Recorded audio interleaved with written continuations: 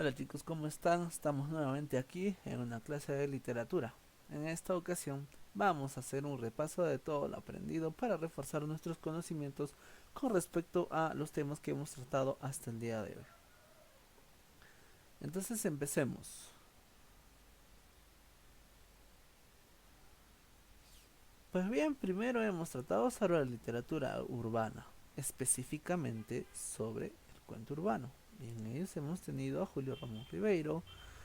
Hemos hablado un poco referencialmente de Carlos Eduardo Zabaleta, Enrique Conés Martin y por último también Osvaldo Reynoso. Ellos, hay que decirlo, son los cuatro escritores más importantes que hemos tenido dentro de la generación del 50 y que nos han hablado netamente sobre literatura urbana. La mayoría de ellos, con excepción de Zabaleta, que también escribió cuentos neoindigenistas, pero la mayor parte de su producción está en base a una literatura de corte urbano donde el provinciano, sobre todo el provinciano, va a tener que emigrar hacia la capital. En el caso de Congrace, por ejemplo, vamos a tener un provinciano ya que está ahí en la capital y que va a ser víctima de la viveza, no sé, la habilidad o la astucia del capitalismo. En el caso de Ribeiro y Reynoso no nos van a hablar mucho de provincianos, sino nos van a hablar del típico limeño de barriada, por ejemplo, o del típico limeño marginado o marginal que busca de alguna manera surgir, ¿no? En este caso hemos hablado también de Ribeiro y hemos leído también los cuentos de Ribeiro, donde se puede apreciar las diversas formas de cuento que él ha podido elaborar. Conozcamos y repasemos de nuevo, mejor dicho, reforcemos estas ideas que nosotros hemos trabajado hasta este momento porque nos va a servir para que nosotros podamos hacer nuestro propio cuento más adelante.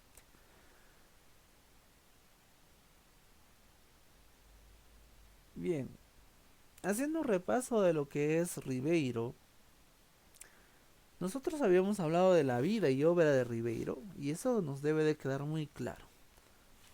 Recuerdo que la experiencia del escritor es fundamental al momento de escribir.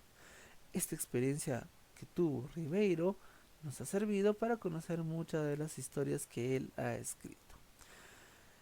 En el cuadro ustedes ven tres libros de cuentos. ¿Por qué he puesto esos tres libros de cuento?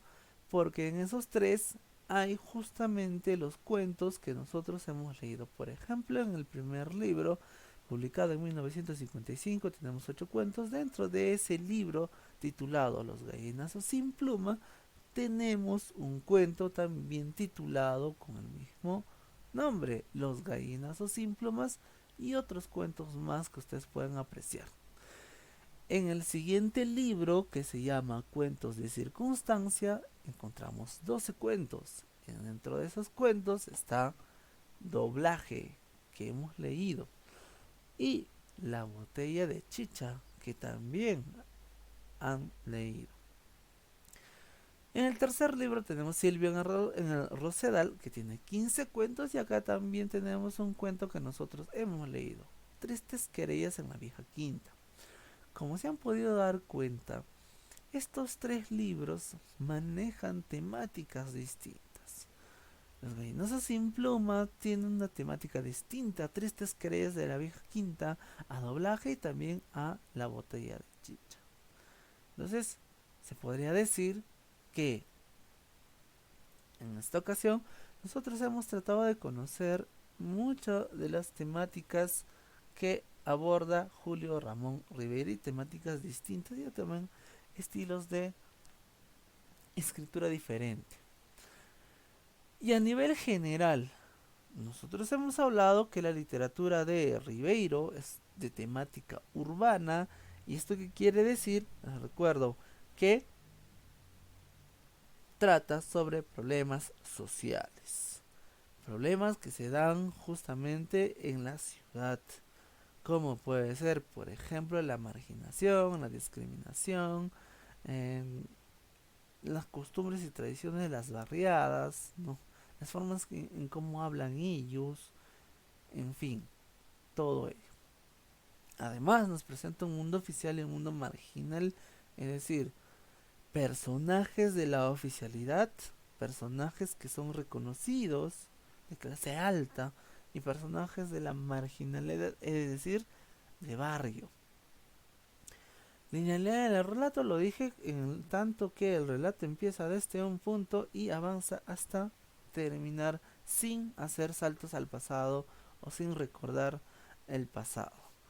Nos acerca al universo de las ciudades, por supuesto de la urbe, y como había mencionado, este universo de la ciudad está relacionado justamente con los personajes típicos de las ciudades, los temas típicos de las ciudades como sus problemas sociales, ¿no? Que he mencionado también.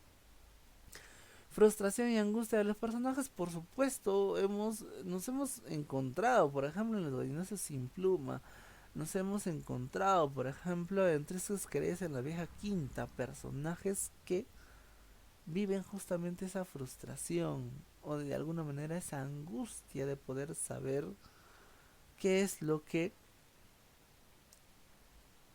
va a venirles en el futuro. O, por ejemplo, en el doblaje también la angustia de saberse que por otro lado, por el otro lado del mundo, pudiera haber alguien como él y va en búsqueda de él, ¿no es cierto? Y pues nosotros ya sabemos el final de la historia. Bien, eso es lo que es Ribeiro. No se olviden estos personajes marginales que tratan de ser otros también, tratan de cambiar su estatus de vida, es decir, el mundo en el que viven. Si viven en un mundo marginal, en un mundo de la barriada, quieren salir del mundo de la barriada como sea. Y eso nos describe justamente la psicología también que se maneja en los personajes de Ribeiro. Son personajes mediocres, son personajes que no están conformes con ellos mismos y por tanto van a buscar sobresalir de alguna manera, pero no lo van a conseguir. Y justamente en ese sentido también vamos a entender el tema de la frustración nuevamente, que se da en muchos de los casos. Para diferenciar a Ribeiro de Congrace, tenemos también lo que nosotros hemos leído. Hay que decir que en Congrace, por ejemplo, y recordando un poco dónde se encuentra el cuento que hemos leído, en el libro llamado Lima Hora Cero, está incluido El niño junto al cielo. Generalmente en los libros de Congrace nosotros vamos a tener primero personajes mayormente adolescentes, personajes que son también marginales. La mayoría son personajes de barrio. Y en esta ocasión, lo que nos va a presentar Congrace es especialmente, netamente, la costumbre de las barriadas. Congrace no nos va a presentar una clase media, nos va a presentar barriada.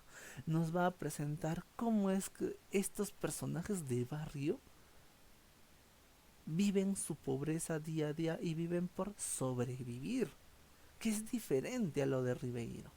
En Ribeiro tenemos personajes frustrados, pero acá tenemos nosotros personajes que están luchando por sobrevivir, pobres. Y también nos va a presentar los valores que van a conservar estos pobres entre sí, como la solidaridad, por ejemplo, el respeto, la honestidad, en fin, todo ello. Que vamos a ver también que va a estar en juego justamente el hecho de que nos podamos topar con personajes de todo tipo, es decir, personajes que no son nada solidarios, personajes que son envidiosos, egoístas, ¿no? Personajes que son muy vivos o astutos, como en El niño junto al cielo, por ejemplo, en fin. Hay otro tipo de personajes acá. Y es por eso que justamente nosotros vamos a ver acá, sí, al personaje migrante que es abusado, por el personaje capitalino, lo cual no vemos en Ribeiro, por ejemplo. Esa es una distinción clara entre la cuentística de Ribeiro y la cuentística de Enrique Congáis Martí. Muy bien, entonces en Limador Acero sobre todo vamos a tener esa marginalidad de las barriadas limeñas. No te olvides, y hay acá un rasgo esencial entonces en cuanto a Congrains que lo diferencia de Ribeiro.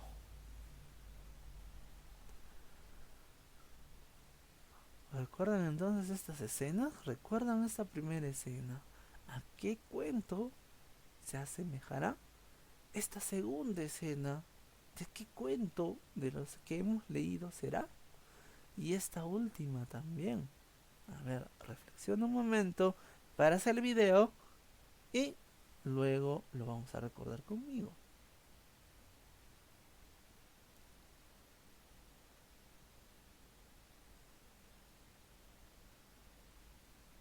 Pues bien, sí, como te has dado cuenta, acá está entonces el cuento Tristes querellas de la vieja quinta. Nuestro recordado Memo y también Pancha, la zamba, ¿no es cierto? Por este lado tenemos una escena de quién? Del niño junto al cielo. Pero en este caso tenemos una escena precisa que nos recuerda justamente ya casi el nudo de la historia. En este caso tenemos la compra de las revistas y que ellos van a ir justamente después a revender, ¿no? Para sacar algún provecho. Y por último, tenemos acá los gallinazos sin plumas, ¿no? Muy bien, entonces recuerden, recuerden estas escenas que justamente hacen que nosotros también nos imaginemos un poco de lo que ha sido las historias que hemos leído, ¿no? Como nos hemos imaginado a los personajes en realidad. Bien, pasemos ahora a hablar de el cuento indigenista, que es una cuestión muy distinta a la que hemos visto en el cuento urbano. Y ahí hemos tenido, por ejemplo, el iniciador Enrique López Albújar, también el continuador de esta corriente, Ciro Alegría, y por último a uno de los más destacados también, José María Arguedas, de los cuales hemos hablado con profundidad. Empecemos entonces. Primero con Enrique López Albújar, y ojo acá, tenemos que establecer diferencias entre los tres. Dentro de las obras tenemos nosotros cuentos andinos y nosotros hemos establecido también que dentro de cuentos andinos está la historia que hemos leído, que en este caso es El campeón de la muerte. En cuentos andinos hay una colección de cuentos que son de corte indigenista y que nosotros hemos mencionado que esos cuentos andinos se debe justamente a la experiencia como juez de Enrique López Albújar. Además, tenemos unas ciertas características que debemos de recordar siempre con respecto a cuentos andinos. Y es que en cuentos andinos, esencialmente nosotros vamos a tener a un indígena violento, pero un indígena que se va a mostrar tal y como es. Es decir, las emociones de los indígenas van a estar presentes acá. Muy presente. En el sentido que vamos a tener a un indígena emocional, a el despliegue de la psicología de los indígenas, ¿sí? Sus vivencias, sus ímpetus, sus ganas de justamente justicia, ¿correcto? A un indígena que vive el día a día y que cuando se ve amenazado contesta o responde de alguna manera. Y entonces acá también vamos a tener el resalte de sus virtudes. Es cierto, tienen algunas virtudes. Por ejemplo, el hecho de buscar justicia y no hacerlo de manera tan apresurada en ciertas ocasiones, sino pensada. Y por otro lado tenemos a un indio también que, es cierto, tiene muchos vicios, ¿no? Por ejemplo, en esta ocasión, el indio ladrón, por ejemplo, el indio que es un asesino, por ejemplo, también, ¿correcto? Entonces, todos estos aspectos nos hacen ver la humanidad del indio de manera extrema, es decir, de manera profunda, que nos hace ver de manera completa cómo es que se presentaba el indígena por esos tiempos, ¿no? Y en esto vamos a diferenciar pues de José María Arguedas y decir Alegría que no nos han mostrado un indígena tan profundamente como lo hace Enrique López Albújar, en el sentido de que nos hace ver ese indígena emocional que va a desplegar sus emociones y nos va a hacer ver que también puede cometer errores y que no solamente puede ser el bueno.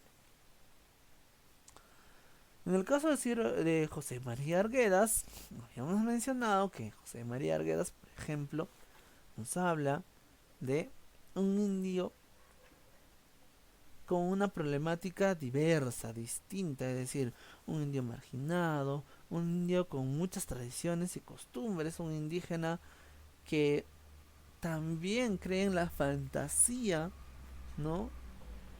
De la época incaica, por ejemplo, también la fantasía de su música, en fin, en todo ello. Además, un indígena que es capaz de enamorarse, un indígena que es capaz de sufrir de amor o también de sufrir la marginación social, ¿no? Un indígena que también es abusado, ¿correcto? Por un hacendado. Un indígena que busca surgir y que busca también contrarrestar justamente ese abuso del hacendado. Y es un indígena que más propiamente vamos a ver en sus tradiciones y costumbres, pero de buena manera. Un indígena que le tiene miedo a la muerte o que juega con la muerte. Un indígena que, como mencioné también, trata de insertarte dentro de los blancos, ¿no?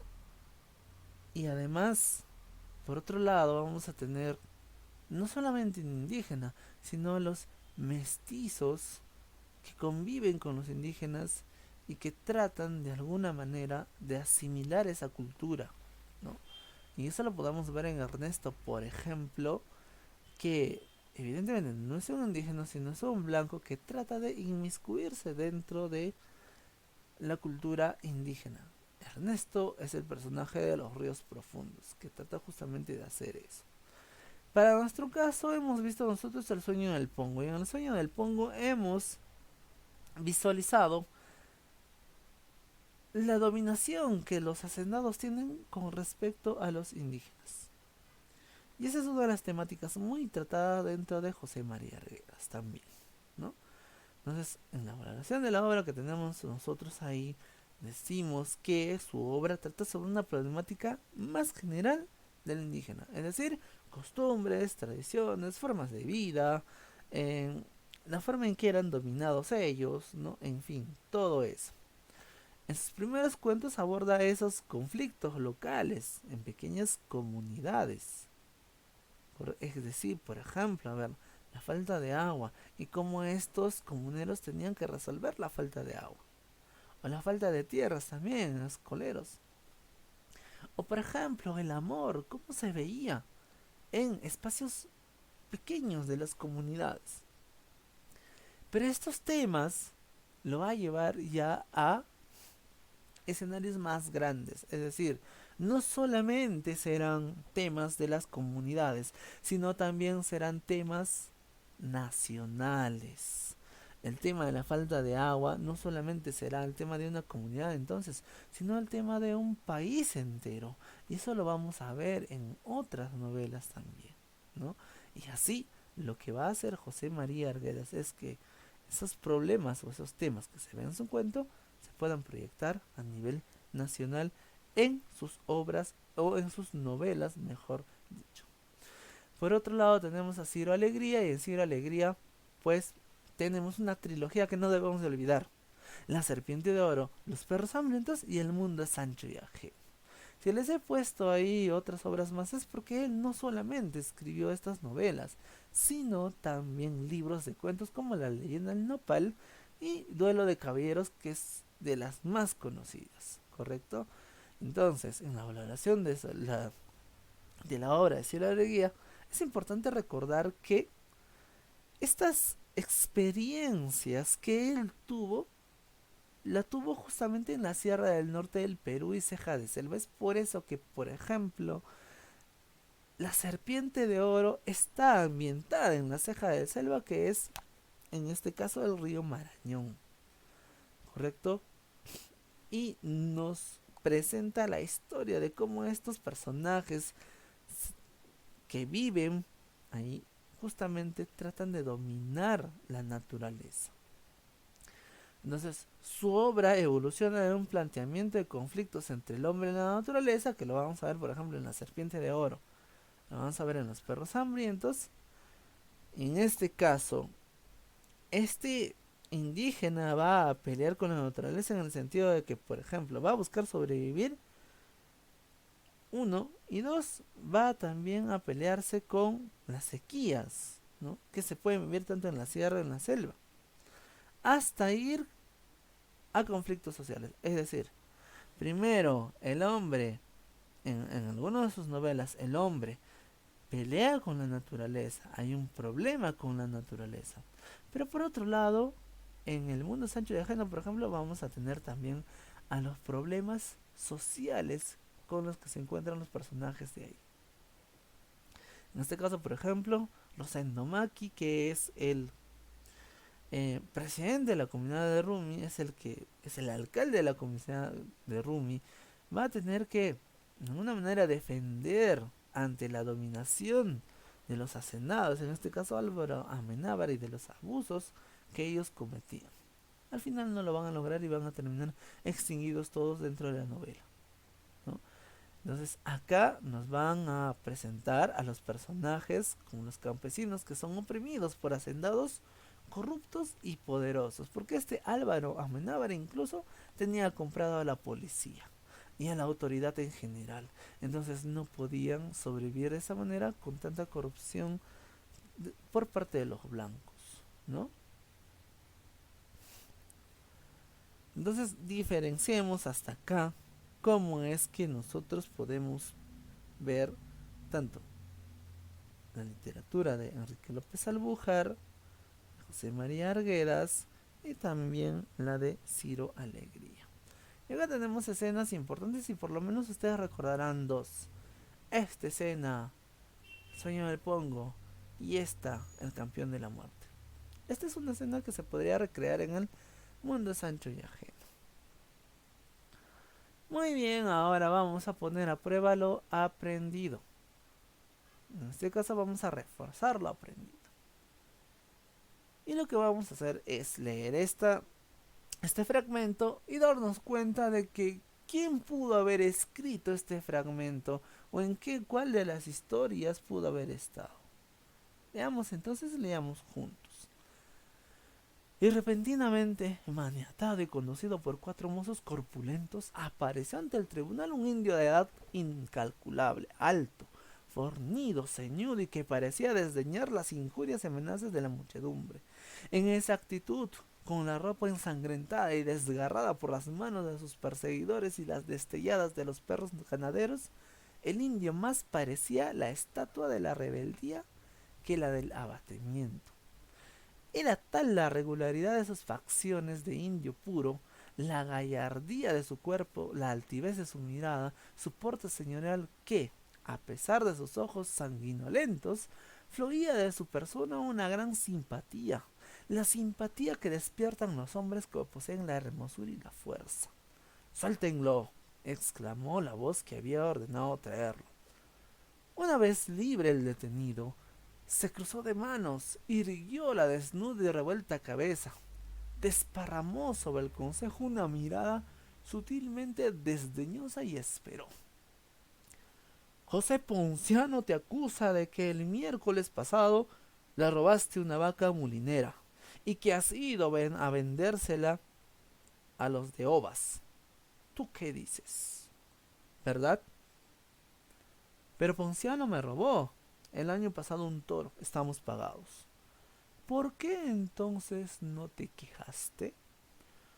Porque yo no necesito de que nadie me haga justicia. Yo mismo sé hacérmela. Muy bien. Entonces recordemos las características de los autores. ¿Quién de los autores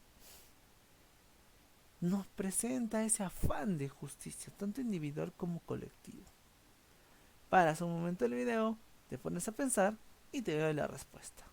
Sin hacer trampa, por favor.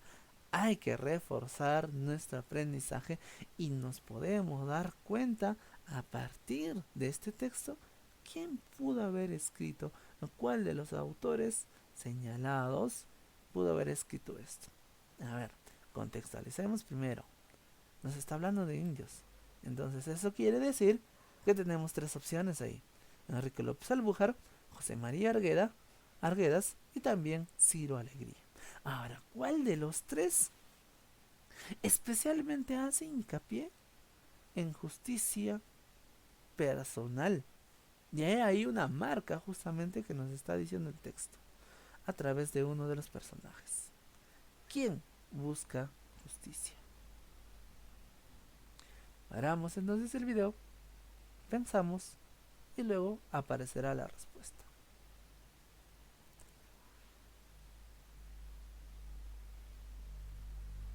Sí, muy bien, se has acertado. Es Enrique López Albújar en su cuento Ushananhampi. Y es que esa es una de las características justamente de la mayoría de los cuentos de Enrique López Albújar, y no solamente de este, Ushananhampi, sino también del cuento que hemos leído, que es El campeón de la muerte. Veamos otro, a ver cómo te va. Leamos juntos. A pesar de ser Sambo y de llamarse López, quería parecerse cada vez menos a un zaguero de Alianza Lima y cada vez más a un rubio de Filadelfia.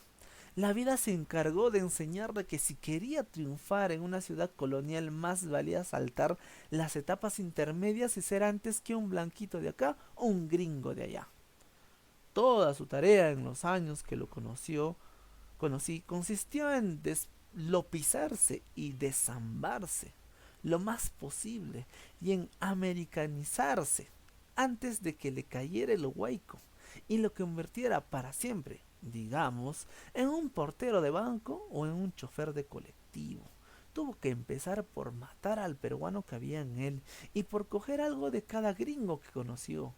Con el botín se compuso una nueva persona, un ser hecho de retazos, que no era ni samo ni gringo, el resultado de un cruce contra natura, algo que su vehemencia hizo derivar, para su desgracia, de sueño arrasado a pesadilla infernal. A ver, evidentemente acá no tenemos un indígena, tenemos un personaje de literatura urbana. ¿Por qué? Primero nos está hablando de un sambo, ¿no? Que se apellida López y que justamente no se quiere relacionar, es decir, este negrito, este Sambo, no se quiere relacionar con el equipo de Alianza Lima, sino más bien quiere ser rubio, ¿no? Es decir, es un personaje frustrado, es un personaje que quiere cambiar de la marginalidad hacia la oficialidad, porque el hecho de ser blanquito, de ser gringo, lo va a hacer reconocerse, con los demás lo reconozcan y lo quieran quizá un poco más, lo aprecien un poco más, y eso es lo que busca, porque siendo zambito se siente no querido, y en cambio, si es gringo, va a conseguir ser querido. ¿Quién? trata sobre estos temas. Paramos un momento el video y luego contestamos. Piensa, tenemos acá por lo menos a los dos autores que nosotros hemos tratado. Enrique López, Julio Ramón Ribeiro y Enrique Congrains Martin. ¿Cuál de los dos pudo haber tratado sobre este tipo de tema? Paramos el video y contestamos.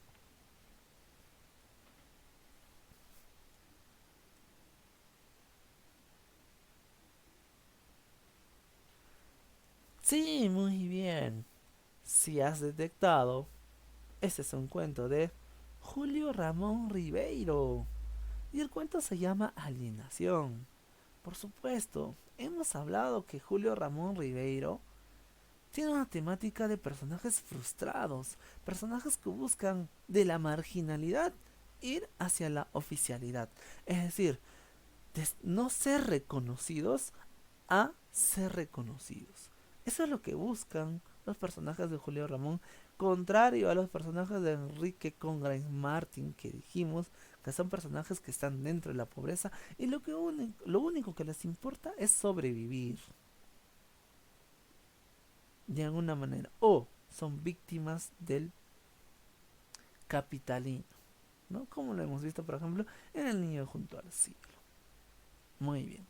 Entonces, de esta manera nosotros tenemos que aprender a reconocer ciertas características que los autores nos van a presentar dentro de sus obras. Hasta aquí la clase. Recuerda que tenemos todavía una sesión de reforzamiento donde vamos a tratar a profundidad un poco más sobre lo que hemos reforzado en esta pequeña clase. Entonces vamos a tener todavía otros fragmentos distintos donde nosotros vamos a poder apreciar en realidad cuáles son las características de los autores, ¿sí? Muy bien, hasta la próxima clase, muchas gracias.